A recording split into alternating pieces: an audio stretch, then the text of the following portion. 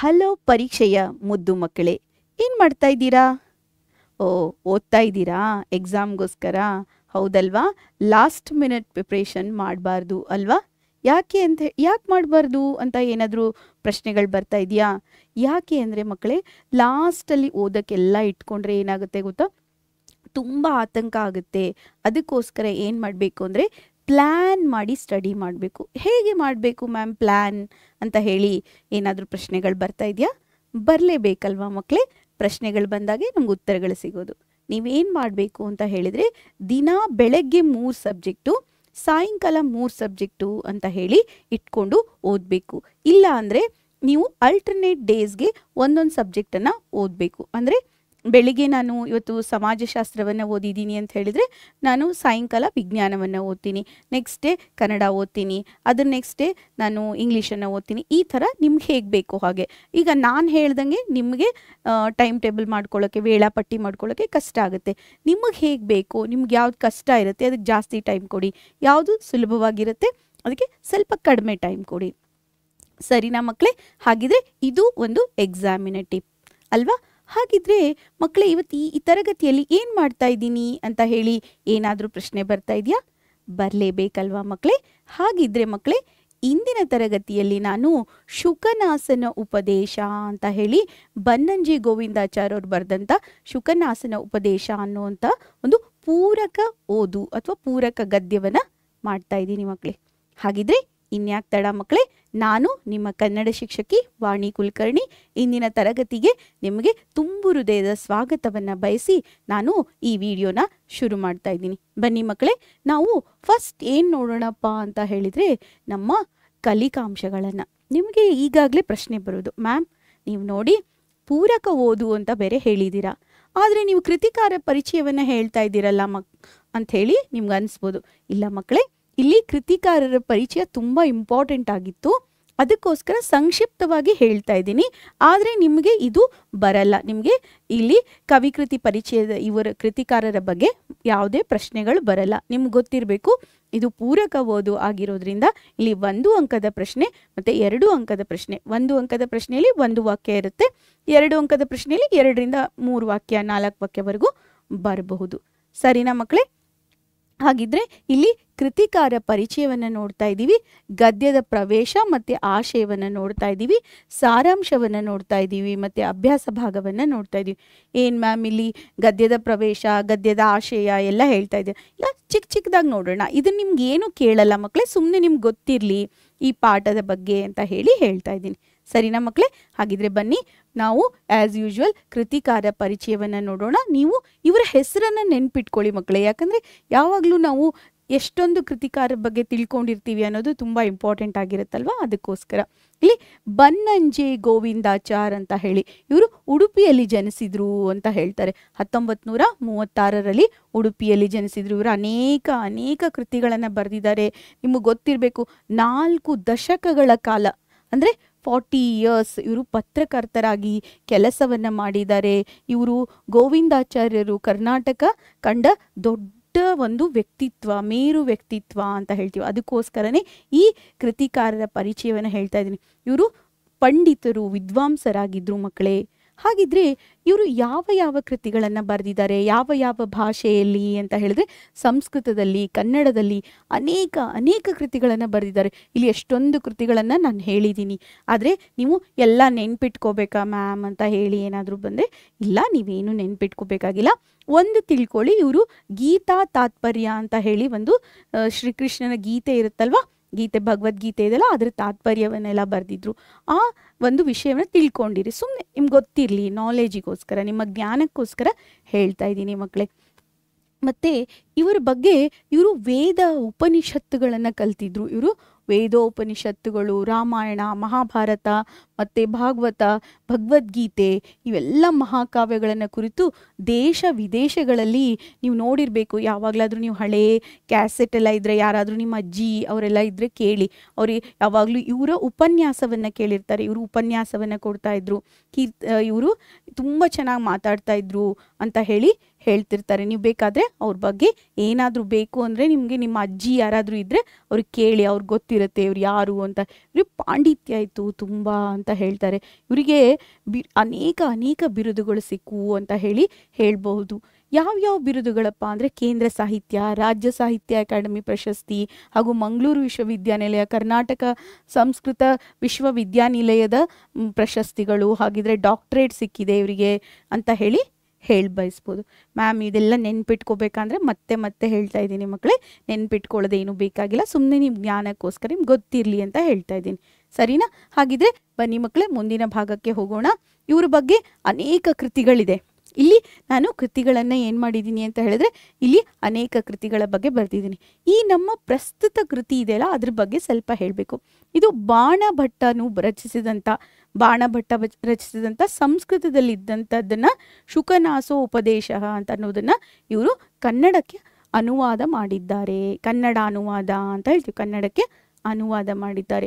ಇದನ್ನು ಕೇಳ್ತಾರಾ ಅಂತ ಕೇಳಿದ್ರೆ ಇದನ್ನು ಏನು ಕೇಳಲ್ಲ ಮಕ್ಕಳೇ, ಯಾಕಂದರೆ ಇದು ಲಾಸ್ಟ್ ಇಯರ್ ಏನಾಗಿತ್ತು ಅಂತ ಹೇಳಿದರೆ ನಿಮಗೆ ಗದ್ಯ ಭಾಗದಲ್ಲಿ ಬಂದಿತ್ತು. ಆವಾಗ ಸಂದರ್ಭ ಬರಿಬೇಕಾದ್ರೆ ಇವೆಲ್ಲ ಬೇಕಾಗ್ತಿತ್ತು. ಈಗೇನೂ ಇಲ್ಲ, ನಿಮಗೆ ಪೂರಕ ಓದು ಆಗಿರೋದ್ರಿಂದ ನಿಮಗೆ ಇವ್ಯಾವ ಕ್ವಶನನ್ನು ಕೇಳಲ್ಲ. ಬರೀ ಕೃತಿಕಾರರ ಬಗ್ಗೆ ಒಂದು ಸ್ವಲ್ಪ ಗೊತ್ತಿರಲಿ, ಸುಮ್ಮನೆ ಏನೋ ಒಂದು ಅವರು ಅಕಸ್ಮಾತಾಗಿ ನಿಮಗೆ ಕೃತಿಕಾರರು ಯಾರು, ಇದನ್ನು ಬರೆದಂಥವ್ರು ಯಾರು ಅಂತ ಕೇಳೋ ಸಾಧ್ಯತೆಗಳು ಇರುತ್ತೆ, ಅಷ್ಟೇ ಕೇಳೋದು. ಆದರೆ ಕೃತಿಕಾರರ ಬಗ್ಗೆ ಅವ್ರು ಎಲ್ಲಿ ಹುಟ್ಟಿದ್ರು, ಏನು ಎತ್ತ, ಅದೆಲ್ಲ ಏನು ಕ್ವಶನ್ ಬರಲ್ಲ ನಿಮ್ಗೆ, ಆದಷ್ಟು ಪೂರಕ ಓದು ಇರೋದ್ರಿಂದ. ಇಲ್ಲಿ 1 ಅಂಕದ ಪ್ರಶ್ನೆ ಮತ್ತು 2 ಅಂಕದ ಪ್ರಶ್ನೆಗಳು ಮಾತ್ರ ಬರುತ್ತೆ ಮಕ್ಕಳೇ. ಸರಿನಾ? ಹಾಗಿದ್ರೆ ಬನ್ನಿ ಮಕ್ಕಳೇ ಮುಂದಿನ ಭಾಗಕ್ಕೆ ಹೋಗ್ತಾ ಇದ್ದೀನಿ.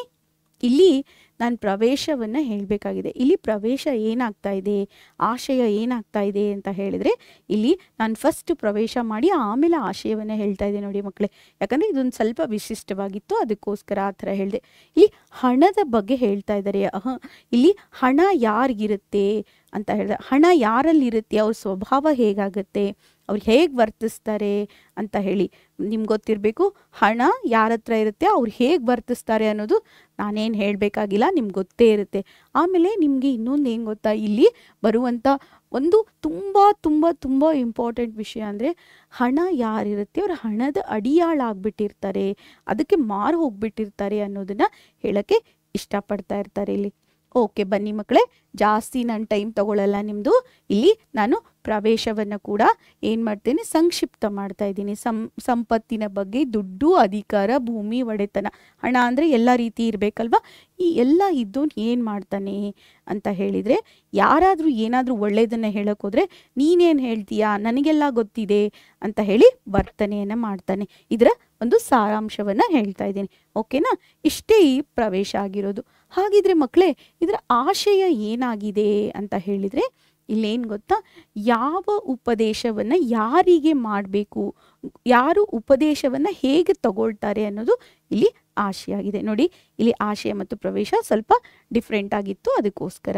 ಹಾಗಿದ್ರೆ ಮಕ್ಕಳೇ ಇಲ್ಲಿ ಉಪದೇಶ ಹೇಗಿರುತ್ತೆ, ಯಾರಿಗೆ ಮಾಡಬೇಕು, ಯಾರಿಗೆ ಮಾಡಿದಾಗ ಏನಾಗುತ್ತೆ ಅನ್ನೋದನ್ನು ಹೇಳ್ತಾರೆ. ಉಪದೇಶ ಅಂದರೆ ಏನು ಗೊತ್ತಾ ಮಕ್ಕಳೇ, ನಾವು ಅಡ್ವೈಸ್ ಕೊಡ್ತೀವಲ್ಲ, ಅಡ್ವೈಸ್ ಅಂತ ತಿಳ್ಕೊಳ್ಳಿ ಈಗಿನ ಕಾಲಕ್ಕೆ ಅಂತ ಹೇಳಿದರೆ. ಇಲ್ಲಿ ಉಪದೇಶದ ನುಡಿಯನ್ನಾಡಬೇಕಾದರೂ ನಿನ್ನಂಥವರನ್ನು ಮಾತ್ರ ಆಯ್ದುಕೊಳ್ಳಬೇಕು. ಅಂದರೆ ನೀನು ಯಾರು ಅದನ್ನು ಕೇಳ್ತಾರೆ ಅವ್ರನ್ನ ಮಾತ್ರ ನೀನು ಆಯ್ದುಕೋಬೇಕು.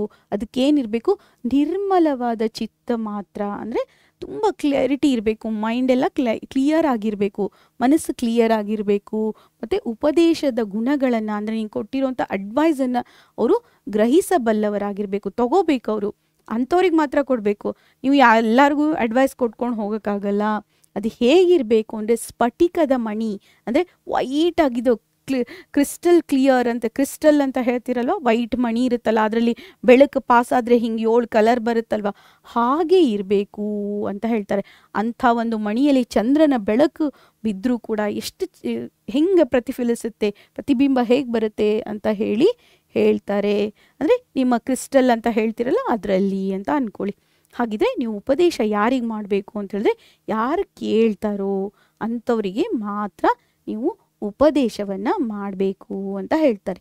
ಹಾಗಿದ್ರೆ ಬನ್ನಿ ಮಕ್ಕಳೇ ಮುಂದಿನ ಭಾಗದಲ್ಲಿ ಹೋಗೋಣ. ಇಲ್ಲಿ ಗುರುವಾಣಿ ಅಂತ ಬರುತ್ತೆ. ಗುರುವಾಣಿ ಅಂದರೆ ಗುರುಗಳು ಹೇಳಿದ ಮಾತು, ವಾಣಿ ಅಂದರೆ ಮಾತು ಅಂತ ಹೇಳ್ತೀವಿ. ಓಕೆನಾ? ಎಷ್ಟು ಪರಿಶುದ್ಧವಾದರೂ, ಅದೆಷ್ಟು ಚೆನ್ನಾಗಿದ್ರೂ ಕೂಡ ಮೂರ್ಖ ಇದ್ರೆ, ಮೂರ್ಖ ಅಂದರೆ ಏನು ಗೊತ್ತಿಲ್ಲದೆ ಇರೋನು, ಅಜ್ಞಾನಿ ಇದ್ರೆ, ಮೂರ್ಖ ಇದ್ರೆ ಅವನ ಕಿವಿಗೆ ಅದು ಹೊರೆ ಥರ ಕೇಳಿಸುತ್ತೆ. ಅಯ್ಯೋ ಯಾಕಪ್ಪ ಹೇಳ್ತಾ ಇದ್ದಾರೆ ಅಂತ ಹೇಳಿ ಕೇಳಿಸುತ್ತೆ. ಅದೇ ಯಾರಾದರೂ ಜ್ಞಾನಿಗಳಿದ್ರೆ, ಪಂಡಿತರಿದ್ರೆ ಅವ್ರಿಗೆ ಏನಿಸುತ್ತೆ ಗೊತ್ತಾ, ಅದೊಂದು ಆಭರಣದ ಥರ ಅನಿಸುತ್ತೆ. ಕಿವಿಗೆ ಹಾಕೊಳ್ಳೋ ಆಭರಣ ಇರುತ್ತಲ್ವ, ಈ ಕಿವಿ ಎಲ್ಲ ರೆಡಿ ಆಗಿಬಿಟ್ಟು ಆಭರಣ ಹಾಕೊಂಡಿಲ್ಲ ಅಂದರೆ ಎಷ್ಟು ಚೆನ್ನಾಗಿ ಕಾಣಿಸಲ್ಲ. ಆಭರಣ ಹಾಕೊಂಡಾಗ ಎಷ್ಟು ನಮ್ಮ ಮುಖಕ್ಕೆ ಲಕ್ಷಣ ಬರುತ್ತಲ್ವ, ಹಾಗೆ ಗುರುವಾಣಿ ಅನ್ನೋದೇನು ಗೊತ್ತಾ, ಮೂರ್ಖ ಇದ್ದರೆ ಅವನಿಗೆ ಅದು ಹೊರೆ ಅನಿಸುತ್ತೆ. ಆದರೆ ಅದೇ ಏನಾದರೂ ಅಕಸ್ಮಾತಾಗಿ ಜ್ಞಾನಿ ಇದ್ದರೆ ಅವನಿಗೆ ಏನಿಸುತ್ತೆ ಗೊತ್ತಾ, ಅದು ಒಂದು ಆಭರಣದ ಥರ ಅನಿಸುತ್ತೆ ಅಂತ ಹೇಳ್ತಾರೆ. ಮತ್ತು ಇನ್ನೊಂದು ಏನು ಹೇಳ್ತಾರೆ ಗೊತ್ತಾ, ಆ ಆಭರಣ ಹಾಕ್ಕೊಂಡಿರೋದ್ರಿಂದ ಅವನ ಮುಖ ಏನಾಗುತ್ತೆ, ಶ್ರೀಮುಖ ಅಂದರೆ ಅವ್ನ ಮುಖ ಲಕ್ಷಣವಾಗಿರುತ್ತೆ ಅಂತ ಹೇಳ್ತಾರೆ. ಮತ್ತು ಆ ಒಂದು ಮನಸ್ಸಲ್ಲಿ ನಾವು ಕೊಟ್ಟಿರೋಂಥ ಉಪದೇಶ ಇರುತ್ತಲ್ವ, ಉಪದೇಶ ಕೊಟ್ಟಿರ್ತೀವಲ್ಲ, ಅದನ್ನು ತೊಗೊಂಡಾಗ ಅವನ ಮೈಂಡ್ ಕ್ಲಿಯರ್ ಆಗುತ್ತೆ. ಮೈಂಡಲ್ಲಿ ಹೊಳಪು ಬಂದರೆ ಮುಖದಲ್ಲಿ ಹೊಳಪು ಬರುತ್ತೆ. ಯಾವಾಗಲೂ ಮೈಂಡ್ ಏನು ಥಿಂಕ್ ಮಾಡುತ್ತೆ, ಮುಖ ಅದೇ ಇಂಡೆಕ್ಸ್ ಆಗಿರುತ್ತಲ್ವ, ಅದೇನೇ ಹೇಳುತ್ತಲ್ವ. ಹಾಗೆ ಶ್ರೀಮುಖ ಅಂತ ಕೊಟ್ಟಿದ್ದಾರೆ. ಶ್ರೀಮುಖ ಅಂದರೆ ನಮ್ಮ ಮುಖ ಅಂತ ಹೇಳಿ ಅಂದ್ಕೊಳ್ಳಿ ನೀವು. ತುಂಬ ಜಾಸ್ತಿ ಡೀಪಾಗಿ ಹೋಗೋಕೆ ಬೇಡ. ಇಲ್ಲಿ ಇನ್ನೂ ಡೀಪಾಗಿ ತುಂಬ ಮೀನಿಂಗ್ ಇದೆ, ಇದರಲ್ಲಿ ತುಂಬ ಆಳವಾದ ಆಯಾಮಗಳಿದೆ. ಆದರೆ ಅಷ್ಟೊಂದು ಬೇಡ. ನಿಮ್ಗೆ ಚಿಕ್ಕದಾಗಿ ಇದು ಬರೀ ಪೂರಕ ಓದೋ ಆಗಿರೋದು, ಚಿಕ್ಕದಾದ ವಿಷಯಗಳನ್ನು ನೋಡ್ಕೊಂಡು ಹೋಗೋಣ. ಇಲ್ಲಿ ಹೇಗಿರುತ್ತೆ ಅಂದರೆ, ಮುಸ್ಸಂಜೆಯ ಚಂದ್ರ ಏನು ಮಾಡ್ತಾನೆ ಅಂದರೆ, ಈಗ ಚಂದ್ರ ಬರ್ತಾ ಇರೋ ಟೈಮ್ ಏನಾಗುತ್ತೆ, ಈ ಕಡೆ ಕತ್ಲು ಆಗಿರಲ್ಲ, ಪೂರ್ತಿ ಕತ್ಲು ಆಗಿರೋ, ಪೂರ್ತಿ ಬೆಳಕು ಇರಲ್ಲ, ಲಾಸ್ಟ್ ಇರುತ್ತಲ್ಲ, ಆ ಟೈಮಲ್ಲಿ ಚಂದ್ರ ಬಂದಾಗ ಹೇಗೆ ಬೆಳಕು ಬರುತ್ತಲ್ವ, ಎಲ್ಲ ಕತ್ತಲನ್ನು ಕಳೆದು ಆ ಥರ ಇರಬೇಕು ಅಂತ ಹೇಳ್ತಾ ಇದ್ದಾರೆ. ಏನು, ಗುರುವಾಣಿ ಅಂತ ಹೇಳ್ತಾರೆ, ಗುರುಗಳ ಮಾತು ಅಂತ. ಇಲ್ಲಿ ಎಲ್ಲ ಕೊಳೆ ಇರುತ್ತಲ್ವ, ಎಲ್ಲ ಕೊಳೆಯನ್ನು, ಎಲ್ಲ ಅಜ್ಞಾನವನ್ನು, ಕೊಳೆ ಅನ್ನೋದ್ರೆ ನೀವು ಗಲೀಜು ಅಂತಿಕೊಬೇಡಿ, ಇಲ್ಲಿ ಅಜ್ಞಾನವನ್ನು ತೊಳೆದು ಯಾವಾಗಲೂ ನಾವು ಏನಂದ್ರೆ, ಜ್ಞಾನ ಅಂದರೆ ಬೆಳಕು ಅಂತ ಹೇಳ್ತೀವಿ, ಹಾಗೆ ಬೆಳಕನ್ನು ಹೇಳುವಂಥ ಹಿತವಚನ ಅಂದರೆ ತುಂಬ ಚೆನ್ನಾಗಿ ಅನಿಸುತ್ತೆ ಅಂತ ಹೇಳಿ ಹೇಳ್ತಾ ಇದ್ದಾರೆ. ಯಾವುದ್ರ ಬಗ್ಗೆ ಹೇಳ್ತಾ ಇದ್ದಾರೆ ಅವರು, ಗುರುವಾಣಿ ಬಗ್ಗೆ. ಸರಿನಾ ಮಕ್ಕಳೇ? ಹಾಗಿದ್ರೆ ಇಲ್ಲಿ ಮೊದಲನೇ ವಿಚಾರ ಏನಾಗುತ್ತೆ ಅಂದರೆ ಗುರುವಾಣಿ ಅಂತ ತಗೊಳ್ಳಿ. ಓಕೆನಾ? ಹಾಗಿದ್ರೆ ಬನ್ನಿ ಮಕ್ಕಳೇ, ನೆಕ್ಸ್ಟ್ ವಿಷಯಕ್ಕೆ ಹೋಗೋಣ. ಇಲ್ಲಿ ನಾವು ಗುರುವಾಣಿ ಕೇಳಬೇಕು ಅಂದರೆ ಏನಿರಬೇಕು ಅಂತ ಹೇಳಿ ಹೇಳಕ್ಕೆ ಹೋಗ್ತಾರೆ. ಏನಪ್ಪ ಅಂತ ಹೇಳಿದ್ರೆ, ನಮ್ಮ ಬಾಳಿನಲ್ಲಿ ಸಂಯಮ ಇರಬೇಕು. ಸಂಯಮ ಅಂತಂದರೆ ತುಂಬ ತಾಳ್ಮೆ ಇರಬೇಕು, ಅದನ್ನು ಕೇಳುವಂಥ ತಾಳ್ಮೆ ಇರಬೇಕು. ಆವಾಗ ಏನಾಗುತ್ತೆ, ನಮಗೆ ಪಕ್ವತೆ ಬರುತ್ತೆ, ಮೆಚ್ಯೂರಿಟಿ ಬರುತ್ತೆ ಅಂತ ಹೇಳ್ತಾರೆ. ಮೆಚ್ಯೂರಿಟಿ ಅಂತ ಯಾವಾಗ ಬರುತ್ತೆ, ಎಲ್ಲವನ್ನ ಸಮಚಿತ್ತವಾಗಿ ತಗೊಂಡಾಗೆ ಮೆಚ್ಯೂರಿಟಿ ಬರೋದು. ಮೆಚ್ಯೂರಿಟಿ ಅಂದರೆ ತುಂಬ ಸಂತೋಷ ಆದಾಗ ತುಂಬ ಸಂತೋಷ ಪಡೋದು, ದುಃಖ ಬಂದಾಗ ಗೊಳೋ ಅಂತ ಅಳೋದು, ಆ ಥರ ಏನಿರಲ್ಲ. ನಾವೇನು ಮಾಡಬೇಕು, ಎಲ್ಲನೂ ಹೌದು, ಸುಖ ದುಃಖ ಎರಡೂ ಸಮವಾಗಿ ತಗೋಬೇಕು ಅಂತ ಹೇಳ್ದಂಗೆ. ಅಲ್ಲಿ ಸಂಯಮ, ಪಕ್ವತೆ, ಶಾಂತಿ ಕಾಣಿಸಿಕೊಳ್ಳುತ್ತದೆ ಅಂತ ಹೇಳ್ತಾರೆ. ಯಾವ ಟೈಮಲ್ಲಿ, ಗುರುವಾಣಿ ಅಂತ ಬಂದಾಗ. ಕುಲ ಎಷ್ಟು ಉನ್ನತವಾದ್ರೇನು ಅಂತ ಹೇಳಿ ಒಂದು ಕ್ವಶನ್ ಬರುತ್ತೆ. ಅವಾಗ ಎಷ್ಟು ಓದಿದ್ರು, ಕುಲದಲ್ಲಿ ಎಂಥ ಒಂದು ಕುಲದಲ್ಲಿ ಹುಟ್ಟಿದ್ರು ಕೂಡ, ಎಂಥ ಒಂದು ಉನ್ನತ ಕುಲದಲ್ಲಿ ಹುಟ್ಟಿದ್ರು ಕೂಡ, ಎಷ್ಟು ಓದಿದ್ರು ಏನು, ಮೂರ್ಖನ ದೌರ್ಜನ್ಯ, ಮೂರ್ಖ ಅಂದರೆ ಅಜ್ಞಾನಿ ಅಂತ ತಿಳ್ಕೊಳ್ಳಿ. ಇಲ್ಲಿ ಮೂರ್ಖನ ದೌರ್ಜನ್ಯಕ್ಕೆ ಯಾವುದೂ ಮದ್ದಲ್ಲ. ಅಂದರೆ ಅವನು ಮಾಡೋ ಅಂಥದ್ದಕ್ಕೆ ಏನು ಮದ್ದಲ್ಲ. ಮದ್ದು ಅಂತ ಹೇಳಿದ್ರೆ ಔಷಧಿ ಅಂತ ಹೇಳಿ. ಈಗ ನಮಗೊಂದು ರೋಗ ಬಂದಾಗ, ಏನಾದರೂ ಬಂದಾಗ ಔಷಧಿ ಕೊಟ್ಟರೆ ಅದು ವಾಸಿ ಆಗುತ್ತಲ್ಲ, ಹೀಗೆ ಮೂರ್ಖತನ ಅನ್ನೋದಕ್ಕೆ ಅದಕ್ಕೆ ಔಷಧಿನೇ ಇಲ್ಲ ಅಂತ ಹೇಳ್ತಾ ಇದ್ದಾರೆ. ಇಲ್ಲಿ ಚಂದನವ ಕೊರಡಿಗೆ ಬಿದ್ದು, ಇಲ್ಲಿ ಚಂದನ ಅಂತ ಹೇಳಿದರೆ ನಿಮ್ಮ ಶ್ರೀಗಂಧ. ಇಲ್ಲಿ ಏನು ಮಾಡ್ತಿದ್ರೆ, ಬೆಂಕಿಯು ಸುಟ್ಟೇ ಹೋಗ್ತದೆ ಅಂತ ಹೇಳ್ತಾಳೆ. ಏನಂತ ಹೇಳಬೇಕು ಅಂತ ಹೇಳಿದ್ರೆ, ನೀರು ಬಿದ್ದಾಗ ಬೆಂಕಿ ಹೇಗೆ ನಂದೋದು ಅಂತ ಹೇಳಿದ್ರೆ ಆರಿ ಹೋಗುತ್ತೆ. ನೀರು ಬಿದ್ದಾಗ ಬೆಂಕಿ ಹೇಗೆ ನಂದೋಗುತ್ತೆ, ಹಾಗೆ ಇಲ್ಲಿ ಕಡಲೊಳಗೆ ಮುಗಿಲೆದ್ದಾಗ ಮೂರ್ಖರ ಪ್ರಕೃತಿಗೆ ಇನ್ನೊಂದು ಒಳ್ಳೆಯ ಉದಾಹರಣೆ ಅಂತ ಹೇಳ್ತಾ ಇದ್ದಾರೆ. ನೋಡಿ ಮಕ್ಕಳೇ, ಇನ್ನೊಂದು ಸತಿ ಇದನ್ನ ನಾನು ಓದ್ತೀನಿ ನೋಡಿ. ಚಂದನದ ಕೊರಡಿಗೆ ಬಿದ್ದ ಬೆಂಕಿಯು ಸುಡುತ್ತದೆ ಅಂತ ಹೇಳ್ತಾರೆ. ಅಂದರೆ ಎಲ್ಲಿ ಬೆಂಕಿ ಬಿದ್ದರೂ ಕೂಡ ಚಂದನ ಅಂತ ಹೇಳಿ ಬಿಡಲ್ಲ, ಸುಡುತ್ತೆ ಅಂತ ಹೇಳ್ತಾ ಇದ್ದಾರೆ. ನೀರು ಬಿದ್ದಾಗ ಬೆಂಕಿ ಹೇಗೆ ನಂದು ಹೋಗುವುದೋ ಅದು ಸಹಜವಾಗಿದ್ದು, ಆದರೆ ಒಡಲಾಗ್ನಿ ಕಡಲೊಳಗೆ ಅಂದರೆ ಕಡಲು ಅಂತಂದರೆ ಸಮುದ್ರ ಅಂತ ಹೇಳ್ದಂಗೆ. ಇಲ್ಲಿ ಕಡಲು ಅಂತ ಹೇಳಿ ತಗೊಳ್ಳೋದು ಅಂತಂದರೆ ನಮ್ಮ ಹೊಟ್ಟೆ ಅಂತ ತಗೊಳ್ಳಿ. ಯಾಕಂದರೆ ಇಲ್ಲಿ ಕಡಲ್ ಅಂದರೆ ಒಡಲಾಗ್ನಿ ಅಂತ ಹೇಳ್ತೀವಲ್ಲ, ಒಡಲು ಅಂತ ನಮ್ಮ ಹೊಟ್ಟೆಯಲ್ಲಿರೋ ಅಗ್ನಿ ಅಂತ ಹೇಳಿ. ಇದು ಭುಗಿಲೆದ್ದೋದು. ಹೆಂಗೆ? ಮೂರ್ಖರ ಪ್ರಕೃತಿಗೆ ಇದೊಂದು ಒಳ್ಳೆ ಉದಾಹರಣೆ ಅಂತ ಹೇಳ್ತಾ ಇದ್ದಾರೆ. ಅವರು ಮೂರ್ಖರ ಒಂದು ಪ್ರಕೃತಿ ಹೇಗಿರುತ್ತೆ ಅನ್ನೋದಕ್ಕೆ ಹೇಳ್ತಾ ಇದ್ದಾರೆ. ಇನ್ನೊಂದ್ಸತಿ ಹೇಳ್ತೀನಿ ನೋಡಿ ಮಕ್ಕಳೇ, ಇದನ್ನ ನೀವು ಬಾಳಿನಲ್ಲಿ ಏನಿರಬೇಕು, ನಾವು ಏನಾದರೂ ಕಲಿಬೇಕು, ಏನಾದ್ರು ಗುರುವಾಣಿಯನ್ನು ಯಾರ ಒಳ್ಳೆಯ ಉಪದೇಶವನ್ನು ಸ್ವೀಕರಿಸಬೇಕು ಅಂತ ಹೇಳಿದರೆ ನಮ್ಮಲ್ಲಿ ಸಂಯಮ ಇರಬೇಕು, ಪಕ್ವತೆ ಇರಬೇಕು, ಶಾಂತಿ ಇರಬೇಕು. ಅವಾಗ ಅದು ಕಾಣಿಸ್ಕೊಳ್ತದೆ. ನಾವು ಏನು ತಗೊಳ್ತೀವಿ, ರಿಸೀವ್ ಮಾಡ್ತೀವಿ, ಅದು ನಮ್ಗೆ ಗೊತ್ತಾಗುತ್ತೆ ಅಂತ ಹೇಳ್ತಾ ಇದ್ದಾರೆ. ಎಷ್ಟೇ ಎಂಥ ಉನ್ನತ ಕುಲದಲ್ಲಿ ಹುಟ್ಟಿದ್ರೂ ಕೂಡ, ನಾವು ಎಷ್ಟು ಓದಿದ್ರೂ ಏನು, ಈಗ ಮೂರ್ಖ ಇದ್ದರೆ ಇದೆಲ್ಲ ಆಗುತ್ತೆ ಅಂತ ಹೇಳ್ತಾ ಇದ್ದಾರೆ. ಓಕೆನಾ? ಮೂರ್ಖತನಕ್ಕೆ ಉದಾಹರಣೆಯನ್ನು ಕೊಡ್ತಾ ಇದ್ದಾರೆ. ಸರಿನಾ ಮಕ್ಕಳೇ? ಹಾಗಿದ್ರೆ ಮುಂದಿನ ಭಾಗದಲ್ಲಿ ಹೋಗ್ತಾ ಇದ್ದೀನಿ ನೋಡಿ. ಹಾಗಿದ್ರೆ ಮಕ್ಕಳೇ, ಗುರು ಉಪದೇಶ ಅಂದ್ರೇನು ಅನ್ನೋದು ಇಲ್ಲಿ ಬರುತ್ತೆ. ಗುರು ಉಪದೇಶ ಅಂತ ಹೇಳಿ ಬರುತ್ತೆ. ಏನಪ್ಪ ಇದು ಗುರು ಉಪದೇಶ ಅಂತ ಹೇಳಿದರೆ, ಜನರ ಒಳ ಹೊರಗಿನ ಕೊಳೆಗಳನ್ನು, ಅಂದರೆ ಮನಸ್ಸಿನ ಒಳಗಿರುವಂಥದ್ದು ಹೊರಗಿರುವಂಥದ್ದು ಎರಡೂ ಕೊಳೆಗಳನ್ನು ತೊಳೆದು ಬಿಡೋದು. ಹೆಂಗೆ ತೊಳೆಯುತ್ತೆ ಇದು? ನೀರಿನಿಂದ ತೊಳೆಯುತ್ತಾ? ಇಲ್ಲ, ಇದು ಏನಂದರೆ ನೀರು ಇಲ್ಲದೆ ಸ್ನಾನ ಮಾಡಿರೋ ಥರ. ನೀರಿಲ್ದೇ ಹೆಂಗೆ ಸ್ನಾನ ಮಾಡೋದು ಅಂತ ಹೇಳಿದಾಗ, ನಮ್ಮ ಮನಸ್ಸನ್ನು ಶುದ್ಧಗೊಳಿಸೋದು, ನಮ್ಮ ವಿಚಾರಗಳನ್ನು ಶುದ್ಧಗೊಳಿಸೋದು ಅಂತ ಹೇಳ್ತಾರೆ. ನೀರು ಇಲ್ಲದೇ ನಾವು ಸ್ನಾನ ಮಾಡ್ದಂಗೆ, ಆಮೇಲೆ ನಮಗೆ ಮೈಯೆಲ್ಲ ಸುಕ್ಕುಗಟ್ಟದೆ ನಮಗೇನತ್ತು ಮೆಚುರಿಟಿ ಬಂದಂಗೆ, ಪರಿಪಕ್ವತೆ ಬಂದಂಗೆ ಅಂತ ಹೇಳ್ತಾರೆ. ಆಮೇಲೆ ಬೊಜ್ಜು ಬೆಳೆಯದೇ ಬರುವ ಗುರುತ್ವ ಮತ್ತು ಬಂಗಾರವಿಲ್ಲದೆ ಮಾಡಿದ ಬೆಲೆ ಬಾಳುವಂತಹ ಒಂದು ಕಿವಿಯೋಲೆ. ಅಂದರೆ ಕಿವಿಯೋಲೆ ಅಷ್ಟೇನಾ ಅಂತ ಇಲ್ಲ, ಬಂಗಾರ ಇಲ್ಲದೆ ಮಾಡಿದಂಥ ಒಂದು ಆಭರಣ ಅಂತ ಅನ್ಕೊಳ್ಳಿ, ಅಂಥ ಆಭರಣ ಅಂತ ಹೇಳ್ತಾರೆ. ಆಮೇಲೆ ಪಂಜು ಅಂತ ಹೇಳಿದ್ರೆ, ಈಗ ಒಂದು ಬಟ್ಟೆಗೆ ಆಯಿಲ್ ಅಥವಾ ಎಣ್ಣೆನ ಹಾಕಿ ಬೆಂಕಿ ಹಚ್ತೀವಲ್ಲ, ಪಂಜು ಅಂತಂದರೆ ಹಳೆ ಕಾಲದಲ್ಲಿ ಲೈಟ್ ಎಲ್ಲ ಇರಲಿಲ್ಲ. ಆ ಟೈಮಲ್ಲಿ ಏನು ಮಾಡ್ತಿದ್ರು ಅಂದರೆ ಪಂಜಿನಿಂದ ಏನು ಮಾಡ್ತಿದ್ರು, ಬೆಳಕು, ದಾರಿ ದೀಪ ಇರಲಿಲ್ವಲ್ಲ ಅವಾಗ, ಬೀದಿ ದೀಪ ಅಂತ ಹೇಳ್ತೀವಲ್ಲ, ಬೀದಿ ದೀಪ ಇರಲಿಲ್ಲ, ಅದಕ್ಕೋಸ್ಕರ ಅದನ್ನ ಹಚ್ತಿದ್ರಲ್ಲ, ಆ ಥರ ಅಂತ ಹೇಳ್ತಾ ಇದ್ದಾರೆ. ಮತ್ತು ಉದ್ವೇಗ ಅಂತ ಹೇಳಿದ್ರೆ, ನಮ್ಮ ಮನಸ್ಸಲ್ಲಿ ಒಂಥರ ಅಲ್ಲೋಲ ಕಲ್ಲೋಲ ಆಗದೇನೆ ನಾವು ಜಾಗರಣೆ ಮಾಡೋದು. ನಾವು ಜಾಗರಣೆ ಯಾವಾಗ ಮಾಡ್ತೀವಿ? ಮನಸ್ಸು ಶಾಂತಿ ಇದ್ರೆ ಜಾಗರಣೆ ಮಾಡೋಕ್ಕಾಗುತ್ತಾ? ಇಲ್ಲ. ಮನಸ್ಸು ಶಾಂತಿ ಇದ್ರೆ, ಹೊಟ್ಟೆ ತುಂಬಿದ್ರೆ ನಾವು ನಿದ್ದೆ ಮಾಡಿಬಿಡ್ತೀವಿ ಸಂಪಾಗಿ, ಅಲ್ವಾ? ಅದೇ ನಮ್ಮ ಹೊಟ್ಟೆ ಹಸುವಾಗಿದ್ದರೆ, ನಮ್ಮ ಮನಸ್ಸಲ್ಲಿ ತುಂಬ ತಳಮಳ ಆಗ್ತಾಯಿದ್ರೆ, ನಾವು ತುಂಬ ಕಾನ್ಫ್ಲಿಕ್ಟಿಂದ ಇದ್ದರೆ, ನಮ್ಗೆ ಏನೇನೋ ವಿಚಾರಗಳು ಬಂದಾಗ ಏನಾಗುತ್ತೆ ಅಂತ ಹೇಳಿದ್ರೆ ನಮಗೆ ನಿದ್ದೆನೇ ಬರಲ್ಲ. ಹಾಗೆ ಉದ್ವೇಗ ಇಲ್ಲದೆ ಜಾಗರಣೆ ಇದ್ದ ಹಾಗಿದ್ರೆ ಗುರು ಉಪದೇಶ ಅಂದರೆ ಏನು ಅಂತ ಹೇಳಿ ಒಂದು ಕ್ವಶನ್ ಬರ್ಬೋದು ಮಕ್ಕಳೇ. ಅವಾಗ ಏನು ಹೇಳಬೇಕು ಅಂತ ಹೇಳಿದರೆ, ನೀವು ಜನರ ಒಳಗಿನ ಹೊರಗಿನ ಕೊಳೆಗಳನ್ನು ಏನು ಮಾಡುತ್ತೆ? ತೊಳೆದು ಬಿಡುವಂಥದ್ದು. ಎಂಥದ್ದು? ನೀರಿಲ್ಲದೆ ಸ್ನಾನ ಮಾಡ್ದಂಗೆ, ಸುಕ್ಕುಗಟ್ಟದೆ ಮೆಚುರಿಟಿ ಬಂದಂಗೆ.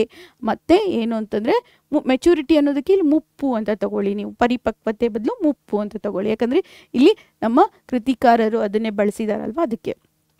ಬೊಜ್ಜು ಬೆಳೆಯದೆ ಬರುವ ಗುರುತ್ವ ಇದ್ದಂಗೆ, ಮತ್ತು ಬಂಗಾರವಿಲ್ಲದೆ ಮಾಡಿದ ಬೆಲೆ ಬಾಳುವಂತಹ ಆಭರಣ ಅಥವಾ ಕಿವಿಯೋಲೆ ಇದ್ದಂಗೆ, ಪಂಜು ಇಲ್ಲದೇನೆ ಬೆಳಗುವಂಥ ಬೆಳಕಿದ್ದಂಗೆ, ಮತ್ತು ಉದ್ವೇಗ ಭರಿಸದೆ ಜಾಗರಣೆ ಮಾಡ್ದಂಗೆ ಅಂಥದ್ದು ಏನುದು? ಗುರು ಉಪದೇಶ. ಹಂಗಿದ್ರೆ ಗುರು ಉಪದೇಶ ಅಂದರೆ ಏನು ಅಂದರೆ ಇದೆಲ್ಲ ಅಂತ ಹೇಳಿ ಬರಿಬೇಕು ಮಕ್ಕಳೇ. ಇದು ನಿಮ್ಗೆ ಅರ್ಥ ಆಯಿತು ಅಂತ ಅಂದ್ಕೊಳ್ತೀನಿ. ಸರಿನಾ ಮಕ್ಕಳೇ? ಹಾಗಿದ್ರೆ ಮುಂದಿನ ಭಾಗಕ್ಕೆ ಹೋಗ್ತಾ ಇದ್ದೀನಿ ನೋಡಿ ಇಲ್ಲಿ. ಹಾಗಿದ್ರೆ ರಾಜಯೋಗ ಅಥವಾ ರಾಜರು ಅಂತ ಇರ್ತಾರಲ್ಲ, ಅವ್ರು ಅವ್ರು ರಾಜಕುಲದಲ್ಲಿ ಹುಟ್ಟಿದ್ರೆ ಸಾಕು, ನಮ್ಗೇನು ಹೇಳ್ತಾರೆ, ನಾವು ಯಾಕೆ ಕೇಳಬೇಕು ಅನ್ನೋಂಥ ಅಹಂಕಾರ ಇರುತ್ತೆ. ಅದಕ್ಕೆ ರಾಜರುಗಳ ಮಾತು ಏನಂತೆ, ಅವ್ರ ಪಕ್ಕದಲ್ಲಿರೋರು ಕೂಡ ಅವರಿಗೆ ನೀವು ಹೀಗೆ ತಪ್ಪು ಮಾಡ್ತಾ ಇದ್ದೀರಾ, ನೀವು ಹೀಗೆ ಮಾಡ್ತಾ ಇದ್ದೀರಾ ಅಂತ ಹೇಳೋಕ್ಕೆ ಹೋಗಲ್ಲ. ಏನು ಮಾಡ್ತಾರೆ, ಅವ್ರು ಏನು ಮಾಡಿದ್ರು ಓಕೆ ನೀವು ಮಾಡಿದ್ದೆ ಸರಿ ಅಂತ ಹೇಳ್ಕೊಂಡು ಹೋಗ್ತಾ ಇರ್ತಾರೆ. ಅದಕ್ಕೆ ಹೌದು ಬಸವಗಳು ಅಂತ ಹೇಳ್ತಾರೆ. ಅಂದರೆ ನೀವು ಅಂದಂಗೆ ಓಕೆ ಓಕೆ ಅಂತ ಹೇಳ್ತಿರ್ತಾರೆ ಅವ್ರ ಪಕ್ಕದಲ್ಲಿರೋರೆಲ್ಲರೂ. ಅದಕ್ಕೆ ಇಲ್ಲೇನು ಅಂತ ಹೇಳಿದರೆ, ನೀವು ಯಾವುದೇ ಕಾರಣಕ್ಕೂ ರಾಜರಿಗೆ ನೀವು ಉಪದೇಶ ಮಾಡಬಾರ್ದು. ಅವ್ರು ಕೇಳಿಸ್ಕೊಂಡ್ರೆ ಮಾತ್ರ ಹೇಳಬೇಕು.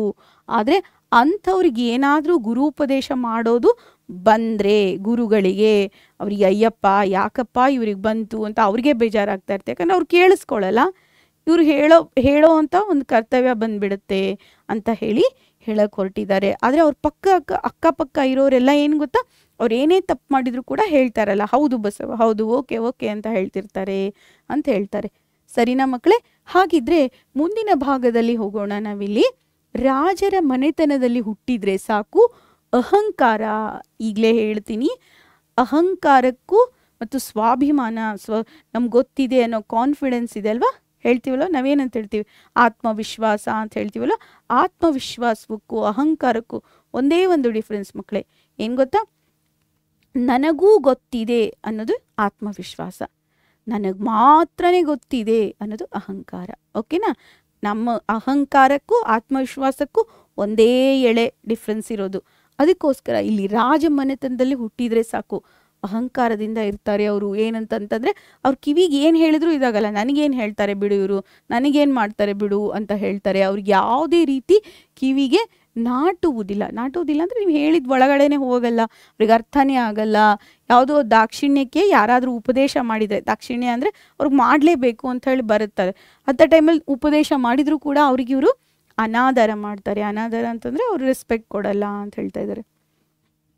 ಇಲ್ಲಿ ನೋಡಿ ಮಕ್ಕಳೇ, ಆನೆಯಂತೆ ಅರೆ ಮುಚ್ಚಿದ ಕಣ್ಣಲ್ಲಿ, ಅಂದರೆ ಆನೆ ಹಿಂಗೆ ಒಂದು ಸ್ವಲ್ಪ ಕಣ್ಣು ಬಿಟ್ಟಿರುತ್ತೆ, ಒಂದು ಸಣ್ಣ ಅರೆ ಮುಚ್ಚಿದ ಕಣ್ಣಲ್ಲಿ ತನಗೆ ಉಪದೇಶ ಬೇಕಾದದ್ದು ಏನೂ ಉಳಿದಿಲ್ಲ ಅನ್ನುವಂಥದ್ದು ಇವರ ಭಾವನೆ ಅಂತ ಹೇಳಿ ಬರುತ್ತೆ. ಅಂದರೆ ಅವ್ರು ಏನಂತಾರೆ, ನನಗೇನು ಹೇಳ್ತೀರಾ, ನನಗೇನು ಉಪದೇಶ ಮಾಡಬೇಕಾದದ್ದು ಏನೂ ಉಳಿದಿಲ್ಲ ಅಂತ ಹೇಳಿ ಹೇಳ್ತಾರೆ. ಯಾರಿಗೆ? ಇದು ರಾಜ ಮನೆತನದಲ್ಲಿ ಹುಟ್ಟಿದವರಿಗೆ. ಈ ಕ್ವಶನ್ ಬರ್ಬೋದು ಮಕ್ಕಳೇ, ಈ ಕ್ವಶನ್ ಬರುವ ಸಾಧ್ಯತೆ ಇದೆ. ರಾಜ ಮನೆತನದಲ್ಲಿ ಹುಟ್ಟಿದವರಿಗೆ ಏನಾಗುತ್ತೆ ಅಂತ ಹೇಳಿ ಕ್ವಶನ್ ಬರ್ಬೋದು. ಆ ಟೈಮಲ್ಲಿ ಇದನ್ನು ಬರೀಬೇಕು. ಓಕೆನಾ? ಹಾಗಿದ್ರೆ ನಾನು ಮುಂದಿನ ಭಾಗದಲ್ಲಿ ಹೋಗ್ತಾ ಇದ್ದೀನಿ ನೋಡಿ ಮಕ್ಕಳೇ. ಉಪದೇಶಿಸ ಬಂದ ಗುರುಗಳಿಗೂ, ಇದು ಒಂದು ವ್ಯಾಧಿ. ವ್ಯಾಧಿ ಅಂತಂದರೆ ರೋಗ ಅಂತ ಹೇಳ್ತೀವಿ. ವ್ಯಾಧಿ ಅಂತ ಹೇಳಿದರೆ ರೋಗ. ಏನು ಮಾಡಬೇಕು? ಉಪದೇಶ ಮಾಡೋಕ್ಕೆ ಅಂತ ದಾಕ್ಷಿಣ್ಯಕ್ಕೆ ಬಿಟ್ಟು ಬಂದಿದ್ದಾರೆ, ಏನು ಮಾಡೋಕ್ಕಾಗಲ್ಲ, ಮಾಡಲೇಬೇಕು. ಅವ್ರು ಕೇಳಿಸ್ಕೊಳ್ಳಲ್ಲ, ಆದರೂ ನಮ್ಮ ಕರ್ತವ್ಯ ಹೇಳೋದು ಅಂತ ಹೇಳಿ ಅವ್ರಿಗೆ ಪಾಪ ಕಷ್ಟ. ಅವರಿಗೆ ಇಂಥವರಿಗೆ ಪಾಠ ಹೇಳುವ ದೌರ್ಭಾಗ್ಯ ತಮಗೆ ಬಂದ್ಬಿಟ್ಟಿದೆಯಲ್ಲ ಅಂತ ಹೇಳಿ ಅವರು ಕೂಡ ನೊಂದ್ಕೊಳ್ತಾರೆ ಅಂತ ಹೇಳ್ತಾರೆ. ಅವ್ರಿಗೂ ಬೇಜಾರಾಗುತ್ತೆ, ಏನಪ್ಪ ಇವ್ರಿಗೆ ಕೇಳಂಗೆ ಇಲ್ಲ, ಇವ್ರಿಗೆ ನಾವು ಹೇಳೋದು ಬಂತಲ್ಲ ಅಂತ ಹೇಳಿ ಅವ್ರಿಗೂ ಕೂಡ ಬೇಜಾರಾಗುತ್ತೆ ಅಂತ ಹೇಳ್ತಾ ಇದ್ದಾರೆ. ಹಾಗಿದ್ರೆ ವ್ಯಾಧಿ ಅಂದರೆ ರೋಗ ಮಕ್ಕಳೇ, ಸರಿನಾ? ಹಾಗಿದ್ರೆ ಮುಂದಿನ ಭಾಗದಲ್ಲಿ ರಾಜರ ಪ್ರಕೃತಿಯ ಬಗ್ಗೆ ಹೇಳ್ತೀನಿ. ಪ್ರಕೃತಿ ಅಂದರೆ ಅವ್ರ ಸ್ವಭಾವ ಹೇಗಿರುತ್ತೆ ಅಂತ ಹೇಳ್ತೀನಿ. ಇಲ್ಲಿ ಅಹಂಕಾರದ ದಾಹಜ್ವರ ಅಂತಂದರೆ ಅವ್ರಿಗೆ ಅಹಂಕಾರದ ಜ್ವರ ಬಂದ್ಬಿಟ್ಟಿರುತ್ತೆ, ಅಷ್ಟು ಮೇಲೇರಿಬಿಟ್ಟಿರುತ್ತೆ ಅಂತ ಹೇಳ್ತಾರೆ. ಅವ್ರಿಗೆ ತಲೆಗಡರಿ ಅಂದರೆ ತಲೆಗೆ ಹತ್ತಿಬಿಟ್ಟಿರುತ್ತೆ ಅಂತ ಹೇಳ್ತಾರಲ್ಲ, ನೆತ್ತಿಗೇರಿಬಿಟ್ಟಿದೆ, ಪಿತ್ತ ನೆತ್ತಿಗೇರಿದೆ ಅಂತ ಹೇಳ್ತೀವಲ್ಲ, ಆ ಥರ ಅವರಿಗೆ ಅಹಂಕಾರದ ಜ್ವರ ನೆತ್ತಿಗೇರಿಬಿಟ್ಟಿರುತ್ತೆ ಅಂತ ಹೇಳ್ತಾರೆ. ಆಮೇಲೆ ಅವ್ರಿಗೆ ಎಲ್ಲ ಕಡೆ ಕತ್ಲು ತುಂಬಿಟ್ಟಿರುತ್ತೆ, ಯಾಕಂದರೆ ಅವ್ರಿಗೆ ಏನೂ ಕೇಳಿಸ್ಕೊಳ್ಳೋದಿರೋದೇ ಇಲ್ಲ ಅಂತ ಹೇಳ್ತಾ ಇದ್ದಾರೆ. ಮತ್ತು ದುಡ್ಡಿನ ಮಹಿಮೆ ಅವ್ರಿಗೆ ಇರುತ್ತೆ, ಯಾಕಂದರೆ ನನ್ನ ಹತ್ರ ದುಡ್ಡಿದೆ, ನಾನು ಏನು ಬೇಕಾದರೂ ಮಾಡ್ಬೋದು. ದುಡ್ಡು ಏನಾಗುತ್ತೆ? ದುರಭಿಮಾನದ ತವರು. ನೋಡಿ, ದುಡ್ಡು ಎದರ ತವರು ಅಂತ ಹೇಳಿ ಈ ಕ್ವಶನ್ ಬರ್ಬೋದು. ದುಡ್ಡು ದುರಭಿಮಾನದ ತವರು. ಮತ್ತು ದುಡ್ಡಿನ ಪೈತ್ಯ ಅಡಗಿದವರಿಗೆ ಏನಾಗುತ್ತೆ? ಇದು ಅಡರೋದು ಅಂತ ಹೇಳಿದ್ರೆ ಆವರಿಸೋದು ಅಂತ. ಅಡರಿದವರಿಗೆ, ಅಡವಿಯಲ್ಲ ಅಡರು, ಅಡರಿ. ಓಕೆ, ಅಡರು ಅಂತ ಹೇಳಿದ್ರೆ ಅವ್ರಿಗೆ ಆವರಿಸ್ಕೊಳ್ಳೋದು ಅಂತ ಹೇಳಿ. ಇಲ್ಲಿ ದುಡ್ಡಿನ ಪೈತ್ಯವನ್ನು, ಪೈತ್ಯ ಅಂತ ಹೇಳಿದ್ರೆ ಪಿಶಾಚಿತನ, ಅಂದರೆ ದೆವ್ವ ಅಂತ ಹೇಳ್ತೀವಲ್ಲ ಆ ಥರ. ದುಡ್ಡಿನ ಪೈತ್ಯ ಅಡರಿದವರಿಗೆ, ಸಾರಿ ಮಕ್ಕಳೇ, ಅಡರಿದವರಿಗೆ ಜಗತ್ತೆಲ್ಲ ಏನು ಕಾಣಿಸುತ್ತೆ? ಕ್ಷುದ್ರ, ಕ್ಷುಲ್ಲಕ, ಏನೂ ಅಲ್ಲ ಅಂತ ಹೇಳಿ ಕಾಣಿಸುತ್ತೆ. ಇಲ್ಲಿ ಈ ಕ್ವಶನ್ ಕೂಡ ಬರ್ಬೋದು ಮಕ್ಕಳೇ. ದುಡ್ಡಿನ ಪೈತ್ಯ ಅಡರಿದವರಿಗೆ ಜಗತ್ತು ಹೇಗೆ ಕಾಣುತ್ತದೆ, ಅಥವಾ ಯಾರಿಗೆ ಜಗತ್ತು ಕ್ಷುದ್ರವಾಗಿ ಕಾಣುತ್ತದೆ? ಈ ಕ್ವಶನ್ ಕೂಡ ಬರ್ಬೋದು. ಹೀಗೂ ಬರ್ಬೋದು, ಹೀಗೂ ಬರ್ಬೋದು. ಆವಾಗ ನೀವು ಹೇಳಬೇಕು, ದುಡ್ಡಿನ ಪೈತ್ಯ ಅಡರಿದವರಿಗೆ ಜಗತ್ತೆಲ್ಲ ಕ್ಷುದ್ರವಾಗಿ ಕಾಣುತ್ತದೆ, ಅಥವಾ ಇಲ್ಲಿ ಏನಂತ ಹೇಳ್ಬೋದು, ಇದನ್ನ ವೈಸ್ ವರ್ಸ, ನಿಮ್ಗೆ ಹೆಂಗೆ ಕೇಳ್ತಾರೆ ಆ ರೀತಿ ನೋಡಿ ನೀವು ಈ ಕ್ವಶನಿಗೆ ಆನ್ಸರನ್ನು ಮಾಡಬೇಕು. ಇಲ್ಲಿ ನೋಡಿ, ರಾಜ್ಯ ಎನ್ನುವುದು ಒಂದು ವಿಷ ಇದ್ದಂಗೆ, ಅದು ಏನು ವಿಷ ಇದ್ದಂಗೆ ಅಂತ ಹೇಳ್ತಾ ಇದ್ದಾರೆ. ಅದರ ಅಧಿಕಾರದ ಸೋಂಕು ತಾಗಿದವ್ರಿಗೆಲ್ಲ ಏನಾಗುತ್ತೆ ಅಂತ ಹೇಳಿದ್ರೆ ಬುದ್ಧಿ ಮಂಕಾಗ್ಬಿಡುತ್ತೆ. ಅಂದರೆ ಅದನ್ನು ಯಾರ್ಯಾರಿಗೆ ಸೋಂಕು ತಾಗೋದು ಅಂತ ಹೇಳಿದ್ರೆ, ನೀವು ಏನಂತೆ ಕಂಟೇಜಿಯಸ್ ಡಿಸೀಸ್ ಅಂತಿಲ್ಲ, ಅದು ಮುಟ್ಟಿದ್ರೆ ಎಲ್ಲರಿಗೂ ಬರುತ್ತೆ. ಹಾಗೆ ಯಾರ್ಯಾರಿಗಿರುತ್ತೆ ಅವ್ರಿಗೆಲ್ಲರಿಗೂ ಅದು ಏನಾಗ್ಬಿಡುತ್ತೆ ಅಂತ ಹೇಳಿದ್ರೆ ಬಂದ್ಬಿಡುತ್ತೆ ಅಂತ ಹೇಳ್ತಾ ಇದ್ದಾರೆ. ಸರಿನಾ ಮಕ್ಕಳೇ? ಇನ್ನೊಂದು ಸತಿ ಹೇಳ್ತೀನಿ ನೋಡಿ. ರಾಜರ ಪ್ರಕೃತಿ ಬಗ್ಗೆ ಹೇಳ್ತಾರೆ, ಅವರ ಅಹಂಕಾರದ ಬಗ್ಗೆ ಹೇಳ್ತಾರೆ, ಮತ್ತು ದುಡ್ಡಿದ್ರೆ ಏನಾಗುತ್ತೆ ಅಂತ ಹೇಳ್ತಾರೆ.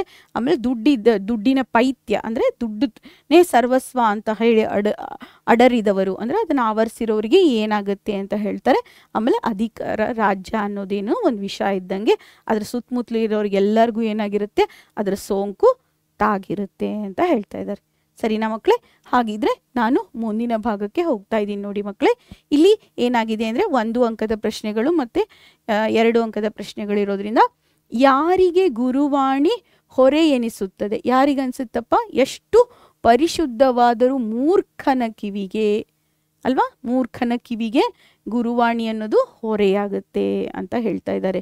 ರಾಜರ ಮನೆತನದಲ್ಲಿ ಯಾರ ಕಿವಿಗೆ ಉಪದೇಶ ನಾಟುವುದಿಲ್ಲ ಅಂತ ಕ್ವಶನ್ ಇದೆ. ರಾಜರ ಮನೆತನದಲ್ಲಿ ಹುಟ್ಟಿದರೆ ಸಾಕು, ಅಹಂಕಾರದಿಂದ ಅವರ ಕಿವಿ ಕಿವಿಡಾಗಿ ಬಿಡುತ್ತದೆ, ಮತ್ತೆ ಎಂಥ ಉಪದೇಶನೂ ಅವ್ರ ಕಿವಿಗೆ ನಾಟೋದಿಲ್ಲ ಅನ್ನೋದು ಕ್ವಶನ್. ಓಕೆನಾ? ಇಲ್ಲಿ ಮತ್ತೆ ಹೇಳ್ತಾ ಇದ್ದೀನಿ ನೋಡಿ. ದುಡ್ಡಿನ ಪೈತ್ಯ ಅಡರಿದವರಿಗೆ ಯಾವುದು ಕ್ಷುದ್ರವಾಗಿ ಕಾಣುತ್ತೆ? ಜಗತ್ತೆಲ್ಲ ಕ್ಷುದ್ರವಾಗಿ ಕಾಣುತ್ತದೆ. ಸರಿನಾ ಮಕ್ಕಳೇ? ಹಾಗಿದ್ರೆ ಮಕ್ಕಳೇ ಇದನ್ನೆಲ್ಲ ನಾನು ಡಿಸ್ಕ್ರಿಪ್ಷನ್ ಬಾಕ್ಸಲ್ಲಿ ಹಾಕಿದ್ದೀನಿ, ಅಲ್ಲಿಂದ ಡೌನ್ಲೋಡ್ ಮಾಡಿ ಉಪಯೋಗಿಸ್ಕೊಳ್ಳಿ. ಇದರ PYQs ಕೊಡಬೇಕು ಅಂತ ಹೇಳಿದ್ರೆ ಇದು ಈ ವರ್ಷ ಪೂರಕ ಪಾಠ ಆಗಿದೆ. ಲಾಸ್ಟ್ ಇಯರ್ ಏನಾಗಿತ್ತು ಅಂದರೆ ಗದ್ಯ ಭಾಗದಲ್ಲೇ ಇತ್ತು, ಆದ್ದರಿಂದ ಅವಾಗೆಲ್ಲ ಏನಾಗಿತ್ತು ಅಂದರೆ 3 ಮಾರ್ಕರ್ ಕ್ವಶನ್ನು ಅದೆಲ್ಲ ಬಂದಿತ್ತು. ಈ ವರ್ಷ ನಾವೇನು ಮಾಡ್ಬೋದು ಅಂತ ಹೇಳಿದರೆ ಬರೀ ಅಭ್ಯಾಸ ಭಾಗವನ್ನು ಮಾತ್ರ ಓದ್ಕೊಳ್ಳಿ ಮಕ್ಕಳೇ. ಸರಿನಾ? ಸಾರಿ ಮಕ್ಕಳೇ, ಇಲ್ಲಿ ನಾನು ಕೊಟ್ಟಿರುವ ಪ್ರಶ್ನೆಗಳಿಗೆ ಉತ್ತರಿಸಿ ಅಂತಿದೆ. ಇದರಲ್ಲಿ ಸ್ವಲ್ಪ ದೊಡ್ಡದಾಗಿದೆ, ಇದು 2 ಅಂಕದ ಪ್ರಶ್ನೆಗೆ ಬರಬಹುದು. ಇಲ್ಲಿ ರಾಜರ ಪ್ರಕೃತಿ ಹೇಗಿರುತ್ತೆ ಅಂದರೆ ಅವ್ರ ಬಗ್ಗೆ ನೀವು ವಿವರಿಸಬೇಕು. ಏನು ಅಂದರೆ ಅಹಂಕಾರದ ಇದು ತುಂಬಿರುತ್ತೆ, ಆಮೇಲೆ ಅವ್ರ ಬಗ್ಗೆ ದುಡ್ಡಿನ ಮಹಿಮೆ ಇರುತ್ತೆ, ಅವ್ರದ್ದು ಇದೆಲ್ಲ ದುಡ್ಡಿನ ಪೈತ್ಯ ಅಡರಿದವರಿಗೆ ಜಗತ್ತೆಲ್ಲ ಕ್ಷುದ್ರ ಕಾಣಿಸುತ್ತೆ, ಮತ್ತು ರಾಜ್ಯ ಅನ್ನೋದು ಒಂದು ವಿಷ ಅಂತ ಹೇಳಿ ಅಧಿಕಾರದ ಸೋಂಕು ತಾಗಿದವರಿಗೆಲ್ಲ ಬುದ್ಧಿ ಏನಾಗುತ್ತೆ, ಬುದ್ಧಿ ಆಗಬೇಕು ಮಕ್ಕಳೇ. ಇದು ಬುದ್ಧಿಯಾಗಿದೆ, ಬುದ್ಧಿ ಮಾಡ್ಕೊಳ್ಳಿ, ಬುದ್ಧಿ ಮಂಕಾಗಿ ಬಿಡುತ್ತದೆ ಅಂಥೇಳಿ ಈ ವಿಷಯವನ್ನು ಬರಿಬೇಕು. ಗುರು ಉಪದೇಶವು ಯಾರಿಗೆ ಮೆಚ್ಚುಗೆ ಆಗುವುದಿಲ್ಲ ಅಂತ ಹೇಳಿದ್ರೆ ರಾಜರ ಮನೆತನದಲ್ಲಿ ಹುಟ್ಟಿದವರಿಗೆ, ಮತ್ತು ಯಾರ್ಯಾರಿಗೆ ಆಲಿಸಿದ್ರೆ ಇದಾಗಲ್ಲ, ದಾಕ್ಷಿಣ್ಯ ಕೇಳಿದ್ರು ಕೂಡ ಕೇಳಿಸ್ಕೊಳ್ಳಲ್ಲ, ಆ ವಿಷಯವನ್ನು ಇಲ್ಲಿ ಬರಿಬೇಕು ಮಕ್ಕಳೇ. ಸರಿನಾ? ಹಾಗಿದ್ರೆ ಮೇಡಮ್ ಇದನ್ನು ಹೇಗೆ ನಾವು ನೆನ್ಪಿಟ್ಕೋಬೇಕು ಅಂತ ಹೇಳಿದರೆ ನೀವೇನು ಮಾಡಬೇಕು ಅಂತ ಹೇಳಿದ್ರೆ ಇದಕ್ಕೆ 3 ಪಾಯಿಂಟ್ಸ್ಗಳನ್ನು ಮಾಡ್ಕೊಳ್ಳಿ ಮಕ್ಕಳೇ. 3 ಅಥವಾ 4 ಪಾಯಿಂಟನ್ನು ಮಾಡ್ಕೊಳ್ಳಿ. ಅಂದರೆ ಆ ಒಂದು ಕೀವರ್ಡನ್ನು ಇಟ್ಕೊಂಡು ನೀವು ವಾಕ್ಯಗಳನ್ನು ಬರೀರಿ. ಸಾರಿ ಮಕ್ಕಳೇ, ಇಲ್ಲಿ ಏನಾಗುತ್ತೆ ಅಂದರೆ ಗುರು ಉಪದೇಶವು ಯಾರಿಗೆ ಮೆಚ್ಚುಗೆಯಾಗುವುದಿಲ್ಲ ಅಂತ ಅನ್ನೋ ಕ್ವಶನಿಗೆ ಏನು ಮಾಡಿ ಅಂತ ಹೇಳಿದ್ರೆ ನೀವು 3 ಅಥವಾ 4 ಏನು ಮಾಡಿ ಕೀ ಪಾಯಿಂಟ್ಸ್ ಅಥವಾ ಕೀವರ್ಡ್ಸನ್ನು ಇಟ್ಕೊಳ್ಳಿ. ಆ ಕೀವರ್ಡ್ಸನ್ನು ಇಟ್ಕೊಂಡ್ಬಿಟ್ಟು ನೀವು ಪ್ರಶ್ನೆಗೆ ಉತ್ತರವನ್ನು ಬರೀರಿ, ಆವಾಗ ನಿಮ್ಗೆ ಈಸಿ ಆಗುತ್ತೆ. ಸರಿನಾ ಮಕ್ಕಳೇ? ಹಾಗಿದ್ರೆ ಮಕ್ಕಳೇ ಈ ತರಗತಿಯಲ್ಲಿ ನಿಮಗೆ ಎಲ್ಲ ಪ್ರಶ್ನೆ ಉತ್ತರಗಳನ್ನು ಹೇಳಿದ್ದೀನಿ, ಅಭ್ಯಾಸ ಭಾಗವನ್ನು ಹೇಳಿದ್ದೀನಿ, ಮತ್ತು ಇದು ಸಂಕ್ಷಿಪ್ತವಾಗಿ ಪಾಠ ಇತ್ತು. ಫುಲ್ ಪಾಠ ನಿಮ್ಗೆ ಇರಲಿಲ್ಲ, ಗದ್ಯ ಭಾಗದಲ್ಲಿ ಸ್ವಲ್ಪನೇ ಇತ್ತು. ಆ ಪಾಠವನ್ನು ಕೂಡ ನಿಮ್ಗೆ ಹೇಳಿದ್ದೀನಿ. ಮತ್ತು ನಿಮಗೆ ಕೃತಿಕಾರ ಪರಿಚಯ ಬರಲ್ಲ, ಆದರೂ ಕೂಡ ನಾನು ಕೃತಿಕಾರರು ಯಾರು, ಅವ್ರು ಏನು, ಅವ್ರ ವಿದ್ವಾಂಸರು, ಅವ್ರ ಬಗ್ಗೆ ಎಲ್ಲ ಹೇಳಿದ್ದೀನಲ್ವಾ? ಸರಿ ಮಕ್ಕಳೇ, ಹಾಗಿದ್ರೆ ನಾವು ಎಕ್ಸಾಮಿಗೆ ಇನ್ನೊಂದು ಟಿಪ್ಸ್ ಕೊಡಲಾ ನಿಮಗೆ, ಏನು ಮಾಡಬೇಕು ಅಂತ ಹೇಳಿ. ಈಗ ನನ್ನ ಟಿಪ್ ಏನು ಗೊತ್ತಾ, ನೀವು ಏನು ಮಾಡಬೇಕು ಅಂದರೆ ಮೊದಲು ಕಾಮಾಗಿ ಅಂದರೆ ಶಾಂತವಾಗಿ ಇರಬೇಕು. ಎಕ್ಸಾಮಿಗೆ 15 ನಿಮಿಷಗಳ ಮುಂಚೆ ನೀವು ಏನೂ ಓದಬಾರ್ದು. 10 ರಿಂದ 15 ನಿಮಿಷಗಳ ಮುಂಚೆ ಏನೂ ಓದಬಾರ್ದು. ನೀವು ಎಕ್ಸಾಮ್ ಹಾಲಲ್ಲಿ ಕೂತ್ಕೊಂಡಿರ್ತೀರಲ್ಲ, ಕಣ್ಣು ಮುಚ್ಕೊಂಡು ಶಾಂತವಾಗಿ ನಿಮ್ಮ ಮನಸ್ಸನ್ನು ಏನು ಮಾಡಬೇಕು, ಯಾವಾಗಲೂ ಹದಬಸ್ಸಲ್ಲಿ ಇಟ್ಕೋಬೇಕು. ಅಂದರೆ ನಿಮ್ಮ ಮನಸ್ಸನ್ನು ಶಾಂತ ಮಾಡ್ಕೋಬೇಕು. ಆವಾಗ ನೀವು ಯಾವ ವಿಚಾರಗಳು ನಿಮ್ಮ ಮನಸ್ಸಲ್ಲಿ ಬರಬಾರ್ದು. ಶಾಂತವಾಗಿ ಇಟ್ಕೊಂಡು ಕಣ್ಣು ಮುಚ್ಚಿ, ಆದರೆ 5 ನಿಮಿಷಗಳ ಕಾಲಾವಕಾಶದಲ್ಲಿ ನೀವೇನು ಮಾಡಿ ಕಣ್ಣು ಮುಚ್ಕೊಂಡು ಧ್ಯಾನ ಮಾಡಿ. ಮ್ಯಾಮ್ 5 ನಿಮಿಷ ಎಲ್ಲ ಧ್ಯಾನ ಮಾಡೋಕ್ಕಾಗಲ್ಲ, ಯಾಕಂದರೆ ತುಂಬ ಎಂಗ್ಸೈಟಿ ಇರುತ್ತೆ ಅಂತಂದರೆ ಆ ಎಂಗ್ಸೈಟಿ ಕಡಿಮೆ ಮಾಡೋದಕ್ಕೋಸ್ಕರ, ಆ ಒಂದು ಉದ್ವೇಗವನ್ನು ಕಡಿಮೆ ಮಾಡೋದಕ್ಕೋಸ್ಕರ ನೀವೇನು ಮಾಡಬೇಕು ಅಂದರೆ ಶಾಂತವಾಗಿ ಕಣ್ಮುಚ್ಚಿ ಕೂತ್ಕೋಬೇಕು. ಯಾರ ಹತ್ರ ಮಾತಾಡಬಾರ್ದು. ಸೆಕೆಂಡ್ ಥಿಂಗ್, ಯಾರ ಹತ್ರ ಕೂಡ ಮಾತಾಡಬಾರ್ದು. ಮಾತಾಡಿದರೆ ಏನಾಗುತ್ತೆ ಗೊತ್ತಾ, ಅವ್ರು ಏನೋ ಒಂದು ಕ್ವಶನ್ ಕೇಳ್ತಾರೆ, ಅದಕ್ಕೆ ಆನ್ಸರ್ ನಿಮ್ಗೆ ಬರಲಿಲ್ಲ ಅಂದರೆ ಮತ್ತೆ ನಿಮಗೆ ಮತ್ತೆ ಬೇಜಾರಾಗುತ್ತೆ, ಏನೋ ಒಂದು ಆಗುತ್ತೆ. ಅದಕ್ಕೋಸ್ಕರ ನೀವೇನು ಮಾಡಬೇಕು ಅಂತ ಹೇಳಿದ್ರೆ, ನೀವು ಯಾವುದೇ ಕಾರಣಕ್ಕೂ ಎಕ್ಸಾಮ್ ಶುರುವಾಗೋಕ್ಕಿಂತ 10 ಅಥವಾ 15 ನಿಮಿಷಗಳ ಕಾಲಾವಕಾಶ ನೀವು ಏನೂ ಮಾತಾಡಬಾರ್ದು. ಏನಾದರೂ ಕಮ್ಯುನಿಕೇಷನ್ ಇದ್ದರೆ ಜಸ್ಟ್ ಪೆನ್ ಅಥವಾ ಪೇಪರ್ ತಗೊಳ್ಳಿ, ನಿಮ್ಮ ಹೆಸರು ಇಷ್ಟೇ ಇರಬೇಕು. ಯಾವ ಒಂದು ಪ್ರಶ್ನೆ ಉತ್ತರವನ್ನು, ಯಾವುದೇ ವಿಷಯಗಳನ್ನು ನೀವು ಡಿಸ್ಕಸ್ ಮಾಡಬಾರ್ದು. ಸರಿನಾ ಮಕ್ಕಳೇ? ಇದು ತುಂಬ ಇಂಪಾರ್ಟೆಂಟ್ ಆದಂಥ ಎಕ್ಸಾಮ್ ಟಿಪ್ಸ್. ಹಾಗಿದ್ರೆ ಮಕ್ಕಳೇ, ಈ ವಿಡಿಯೋ ನಿಮ್ಗೆ ಹೇಗೆ ಅನ್ನಿಸ್ತು? ಈ ವಿಡಿಯೋ ಇಷ್ಟ ಆದರೆ ಲೈಕ್ ಮಾಡಿ, ಸಬ್ಸ್ಕ್ರೈಬ್ ಮಾಡಿ, ಶೇರ್ ಮಾಡಿ. ಹಾಗೆಯೇ ಡಿಸ್ಕ್ರಿಪ್ಷನ್ ಬಾಕ್ಸಲ್ಲಿ ನಾವು ಅಭ್ಯಾಸ ಭಾಗವನ್ನು ಹಾಕಿದ್ದೀವಿ, ಅಲ್ಲಿಂದ ಡೌನ್ಲೋಡ್ ಮಾಡಿ ಉಪಯೋಗಿಸ್ಕೊಳ್ಳಿ. ನಾನು ನಿಮ್ಮ ಕನ್ನಡ ಶಿಕ್ಷಕಿ ವಾಣಿ ಕುಲಕರ್ಣಿ ಇಂದಿನ ತರಗತಿಯನ್ನು ಇಲ್ಲಿಗೆ ಮುಗಿಸ್ತಾ ಇದ್ದೀನಿ ಮಕ್ಕಳೇ. ಧನ್ಯವಾದಗಳು.